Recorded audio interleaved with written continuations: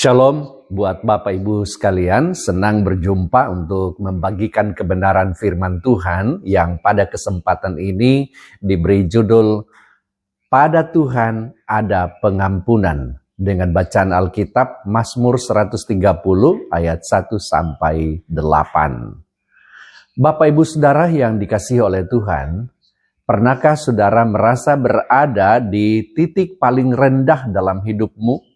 Seperti berada di dasar sumur yang gelap tanpa cahaya dan tanpa jalan keluar? Mungkin karena kesalahan yang kita perbuat, atau keputusan yang keliru, atau dosa yang terus menghantui hati nurani kita. Rasa bersalah itu seperti beban berat di dada. Tidak terlihat orang lain, tetapi sangat nyata kita rasakan. Pemazmur seperti dalam bacaan ini memulai doanya dengan kata-kata yang sangat jujur. Dari jurang yang dalam, aku berseru kepadamu, ya Tuhan. Saudara, ini bukan doa orang yang sedang nyaman. Ini adalah jeritan dari orang yang sadar akan dosanya dan membutuhkan pertolongan Tuhan. Namun yang indah dari Mazmur ini adalah pengakuan yang penuh pengharapan. Tetapi padamu ada pengampunan.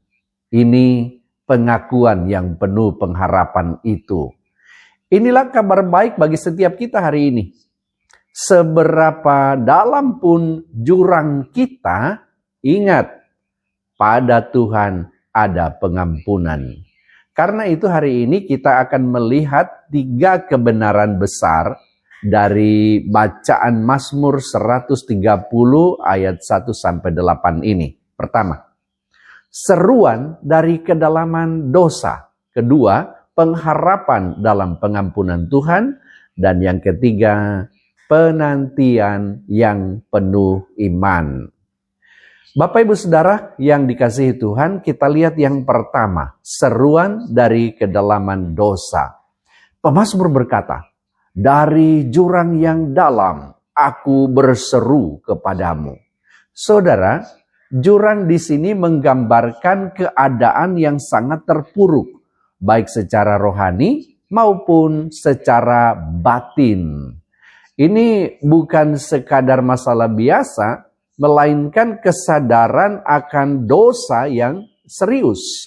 Di ayat 3 mengatakan, jika engkau ya Tuhan mengingat-ingat kesalahan, Tuhan, siapakah yang dapat tahan? Saudara, betapa jujurnya pengakuan seperti ini. Jika Tuhan menghitung setiap kesalahan kita, tidak seorang pun dapat berdiri. Tidak ada yang cukup benar. Tidak ada yang cukup suci. Seringkali manusia mencoba menutupi dosa. Kita mencoba mencari pembenaran.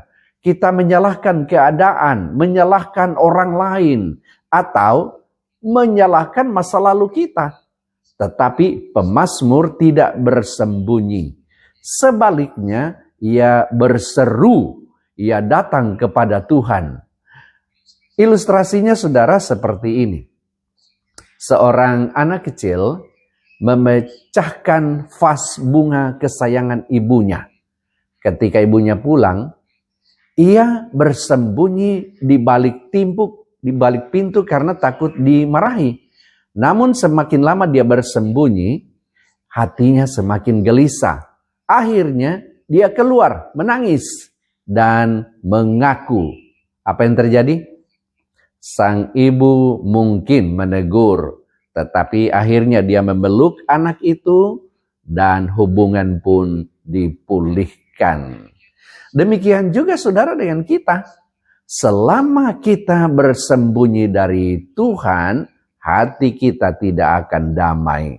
Tetapi ketika kita berseru dari jurang yang dalam, Tuhan mendengar doa kita. Saudara, dosa memang membawa kita ke jurang. Tetapi jeritan dari jurang itu bisa menjadi awal dari pemulihan. Bapak Ibu Saudara yang dikasihi Tuhan, yang kedua, pada Tuhan ada pengampunan. Inilah pusat atau inti dari Mazmur ini. Di ayat 4 mengatakan, tetapi padamu ada pengampunan supaya engkau ditakuti orang. Kata tetapi di sini sangat penting, saudara. Setelah pengakuan bahwa tidak seorang pun dapat tahan di hadapan Tuhan, muncul kata pengharapan. Tetapi, saudara, pengampunan bukan berasal dari usaha manusia, bukan dari perbuatan baik, bukan dari ritual keagamaan, bukan dari air mata kita, saudara. Tetapi pengampunan ada pada Tuhan. Saudara, ini menunjukkan dua hal penting. Pertama, pengampunan adalah karakter Tuhan. Tuhan bukan hanya mengampuni sekali dua kali, saudara. Ia adalah Allah yang penuh kasih dan setia.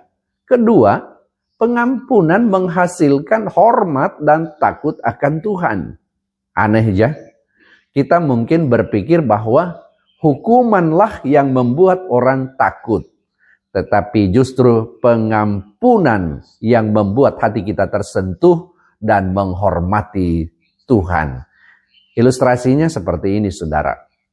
Seorang narapidana yang dijatuhi hukuman berat menerima surat pengampunan dari presiden. Ia tahu bahwa ia layak dihukum. Tetapi karena belas kasihan, ia dibebaskan. Apakah ia akan hidup sembarangan setelah itu? Tentu tidak. Justru ia akan hidup dengan rasa syukur dan hormat. Demikian juga ketika kita mengalami pengampunan Tuhan. Kita tidak lagi hidup sembarangan, tetapi hidup dalam rasa syukur. Saudara, mungkin hari ini ada yang merasa dosanya terlalu besar. Mungkin kegagalan kita terlalu memalukan. Tetapi firman Tuhan berkata, pada Tuhan ada pengampunan. Tidak dikatakan mungkin ada pengampunan atau kadang-kadang ada pengampunan, tetapi ada pengampunan. Yang ketiga, menanti dengan pengharapan. Ayat 5 sampai ayat 6 berkata, aku menanti-nantikan Tuhan, jiwaku menanti-nanti dan aku mengharapkan firman-Nya. Saudara, setelah berseru dan percaya akan pengampunan, pemazmur tidak langsung melihat perubahan keadaan. Ia harus menanti. Menanti di sini bukan berarti pasif, saudara. Menanti adalah sikap hati yang percaya bahwa Tuhan pasti bertindak pada waktunya. Pemazmur menggambarkan penantiannya seperti penjaga yang menantikan pagi. Penjaga malam tahu bahwa malam itu gelap dan panjang, tetapi ia juga tahu satu hal. Pasti pagi itu akan datang. Ilustrasinya saudara seperti ini. Ketika listrik padam di malam hari, rumah menjadi gelap gulita.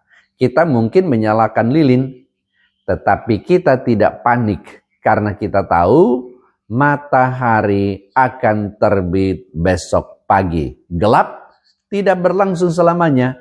Demikian juga dengan rasa bersalah dan pergumulan kita.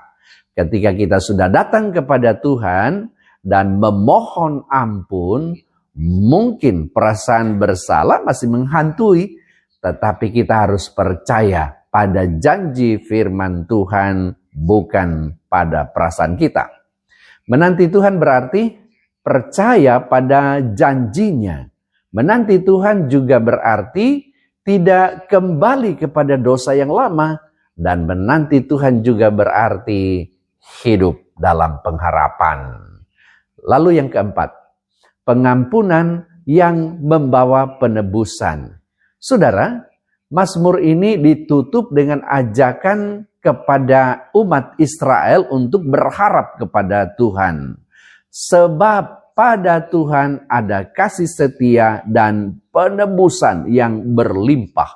Ia akan membebaskan Israel dari segala kesalahannya. Pengampunan Tuhan bukan setengah-setengah, saudara. Ia tidak hanya menghapus sebagian dosa, ia menebus sepenuhnya. Saudara, penebusan berarti dibebaskan dengan harga tertentu.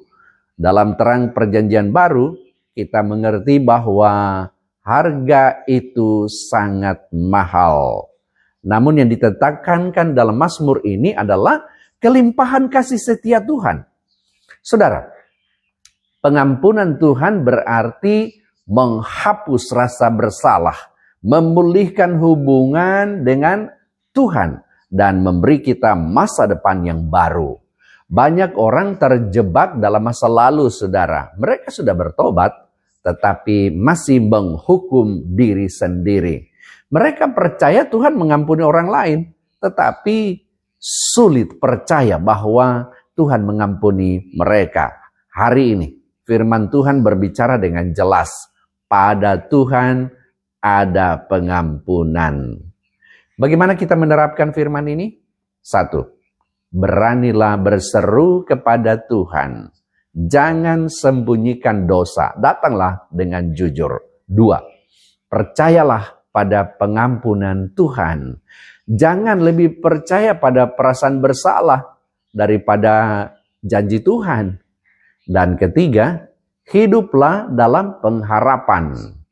Seperti penjaga menantikan pagi, nantikan pemulihan Tuhan. Dan yang 4, bagikan pengampunan itu kepada orang lain. Orang yang sudah diampuni harus belajar mengampuni.